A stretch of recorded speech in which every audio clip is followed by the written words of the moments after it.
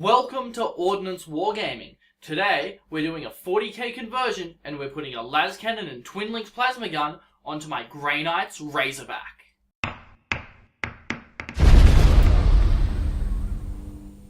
Subscribers, welcome back. Today's video is going to be a little bit different because I didn't actually intend to make a video out of this conversion. It was just something I was doing in my spare time, but I thought it was so cool I'd share it with you. So I've taken pictures of the different stages of the conversion and I'm going to put some audio over the top of it for you so that you know how to do this conversion.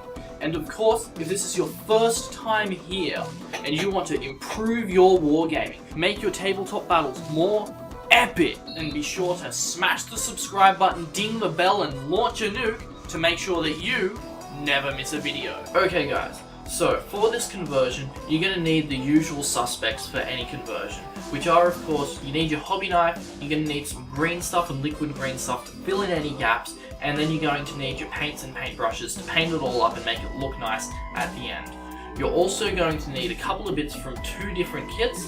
The first is I got some plasma cannons from what I'm pretty sure was a Lehman Russ kit at one point, which are going to be a proxy for the plasma guns. The reason I'm using plasma cannons is because A, I had them in my bits box, which is the most important reason, and B, I think that they scale next to the Lascannon quite nicely.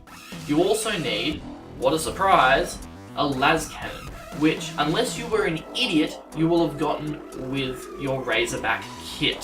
So the first part of this conversion is you need to cut the barrel off of your Lascannon, and you need to carve your Lascannon back to this stage here so that you have somewhere to mount your twin-linked plasma gun to. The next step is you need to lock off this part of your plasma cannon if you're using those. Otherwise, you just need to take the back and trigger off of your plasma gun if you're using a plasma gun. Once you've got the backs cut off your plasma cannons and the barrel removed from your Lascannon, you need to go and shape this part of the Lascannon into a bit of a point, which will make inserting it into the plasma cannons a lot easier. You'll also need to cut out a good chunk of the plasma cannons, as you can see here, going up to about the third or fourth coil of the plasma cannon from the front. This is where the base of the Lascannon here will be inserted into the plasma cannons once we have stuck them together. At this point, it is also a good idea to fill in with some black these bits of the plasma cannon, because once they're stuck together, getting in there with a paintbrush is going to be extremely difficult. Okay, so once you have those parts of your Lascannon and plasma cannons carved out, you need to stick your plasma cannons together, like so, trying to get them as even as possible, as this will improve the final result. If your carving in here of the plasma cannons is not quite big enough to go over the Lascannon, you can always carve out a bit more, and if it's too big, you can just fill in the gap with some green stuff. It's not a big deal. The important bit is that this part of the plasma cannon butts up against this part of the Lascannon. Once your glue has set and your plasma cannons are firmly attached to your Lascannon base, you should have something looking a little bit like this. Now at this point, it is a good idea to take some of your plastic glue and drop 1 or 2 drops into here, just so that your plasma cannons are firmly binded to the Lascannon base. The next step we need to do is neaten it up and fill in some of the gaps with some green stuff. Okay, so when it comes to applying the green stuff, I'm not entirely sure how to explain this bit, so I'm going to give it my best shot. Basically, you take your green stuff and you wrap it around the joint between the plasma cannons and the Lascannon. You then take your hobby knife, or if you have some modelling tools, use those, and you try to model the green stuff so that the lines of the plasma cannons run into the lines of the Lascannon so that it looks like it's one seamless unit. While you are modelling the green stuff, it is also a good idea to take the other parts of the turret, such as the top hat, and press them into place to make sure that you're not putting any green stuff in any places that will interfere with the other parts of the turret. Here I put the top hat onto the Lascannon base, and as you can see, it has pushed a bit of the green stuff aside and made a small divot in the green stuff.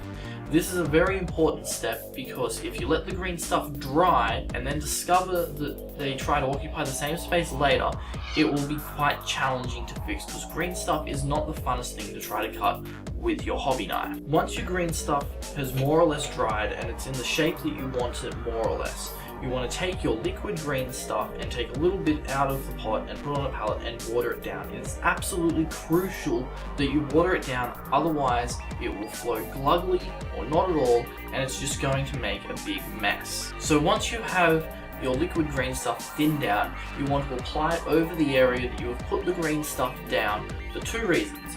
One, it will help you to get a smoother transition from the plasma cannons to the green stuff to the Lascannon base, which will give you a nicer looking model at the end.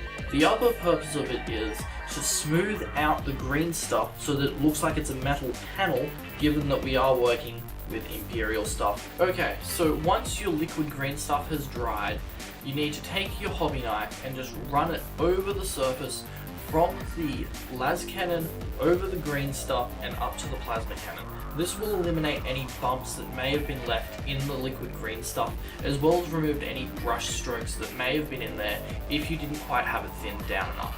It's also a good opportunity to use it to just crisp up some of the edges where you transition from a face to another face. You may also have to repeat this process a couple of times of applying liquid green stuff and then scraping off the bumps and then applying it and scraping off the bumps. I had to do this 5 times to get it to the point that I was happy with and make sure that I had a nice smooth transition from the plasma cannon into the Lascannon. This is where you want to spend the bulk of your time because this is where you're going to see really good results for your time at the other end.